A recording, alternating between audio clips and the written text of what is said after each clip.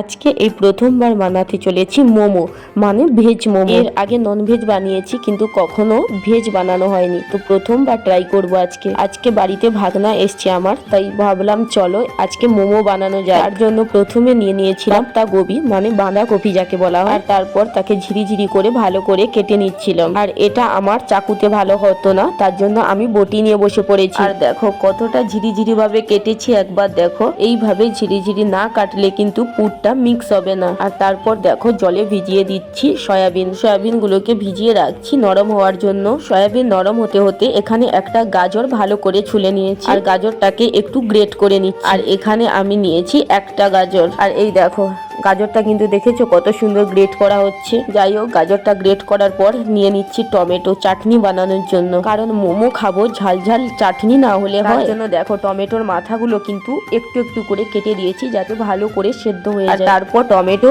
আর লঙ্কা একসঙ্গে দিয়ে দিয়েছি সেদ্ধ হওয়ার জন্য। আর ওদিকে সেদ্ধ হতে থাক, আর এই দিকে ভালো করে ময়দাটা মেখে নেওয়া যায়। ময়দাটা মেখে নেওয়ার আগে ভালো করে চেলে নিচ্ছি যাতে পোকা মাকড় কিছুই না থাকে। আর এরপর ময়দাতে দিয়ে দিচ্ছি সামান্য নুন আর অল্প পরিমাণে তেল, আর তারপর ভালো করে মিক্স করে নেব। আর এরপর দিয়ে পরিমাণ মতো জল, আর জল দিয়ে ভালো করে ডোটা বানিয়ে নেব। আর দেখো ডোটা বানিয়ে কিন্তু আমি রেখে দিয়েছি ঢাকা দিয়ে।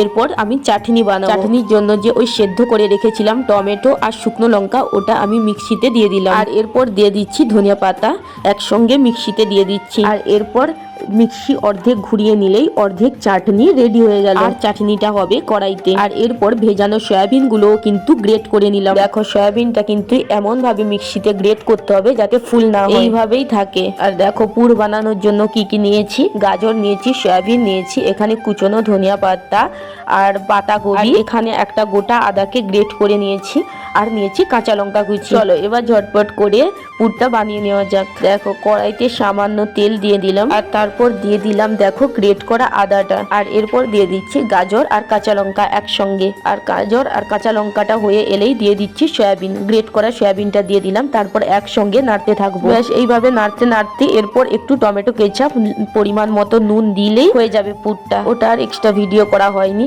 আর এরপর বানিয়ে নিচ্ছি দেখো চাটনি। কড়াইতে অল্প তেল দিয়ে একটু জিরে দিয়ে এরপর এখানেও দিচ্ছি অল্প পরিমাণে কুচনো আদা। দেখো মোমো যেমনই হোক, চাটনি যদি ভালো না হয় তাহলে কিন্তু মোমোর স্বাদটাই নষ্ট হয়ে যায়। তাই চাইবে মোমোর চাটনিটা যেন ভালোভাবে বানাতে। আর এরপর দেখো তেলের ওপরে টমেটো আর শুকনো লঙ্কা পেস্টটা ঢেলে দিচ্ছি, তারপর ভালো করে নাড়াতে হবে। আর এরপর এখানে দিয়ে দিয়েছি পরিমাণ মতো নুন আর একটুখানি হলুদ। আর এরপর দিয়ে দিচ্ছি টমেটো কেচাপ। তোমরা কিন্তু সয়া সস অবশ্যই ব্যবহার করতে পারো, আমার কাছে কিন্তু সয়া সস একদম নেই, তাই ওটা আমি স্কিপ করলাম। আর দেখো তারপর অনেকে ব্যবহার করে ভিনিগার, কিন্তু আমার কাছে ভিনিগারও নেই, তার জন্য আমি ব্যবহার করছি লেবুর রস। আর এরপর দিচ্ছি মিষ্টির জন্য একটু চিনি, কারণ চাটনিটা হতে হবে টকটক মিষ্টি মিষ্টি ঝাল ঝাল। ব্যাস চিনি দেওয়ার পর একটু নেড়ে নিলেই কিন্তু আমার চাটনি রেডি। আর এদিকে দেখো ময়দাটা কিন্তু ভালো করে মেখে নিয়ে গোল গোল ছোট ছোট করে লেচি কেটে নিয়েছি। এরপর মোমো বানানোর জন্য আমার শাশুড়ি মা ময়দাটা ভালো করে গোল করে বেলে নিচ্ছে পাতলা করে। এরপর দেখো মোমো বানানোর জন্য মাঝখানে পুর দিয়ে ভালো করে চারপাশটা জল লাগিয়ে একটু ডিজাইন করে নিচ্ছি। জানি এতটাও ভালো ডিজাইন করতে পারি না আমি, যাই হোক করে একটু মোমোর শেপ দিয়ে দিচ্ছি। আর দেখো কতগুলো মোমো রেডি হয়ে গেছে বানানো। দেখো ডিজাইনটা দেখো, এইভাবে ডিজাইনটা হয়েছে, কেমন লাগছে জানিও।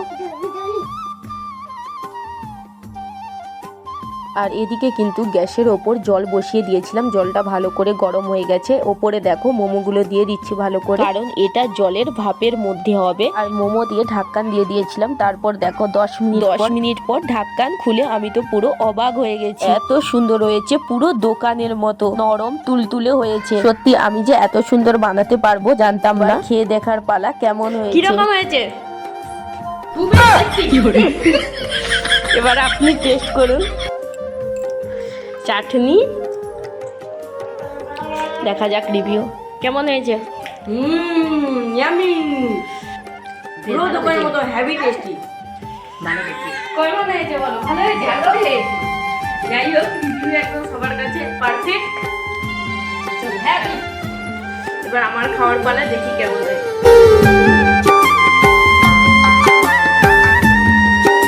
সিরিয়াসলি পুরো দোকানের মতো হয়েছে, পুরো দারুণ লাগছে। আর চাটনিটা হয়েছে পুরো ঝাল ঝাল,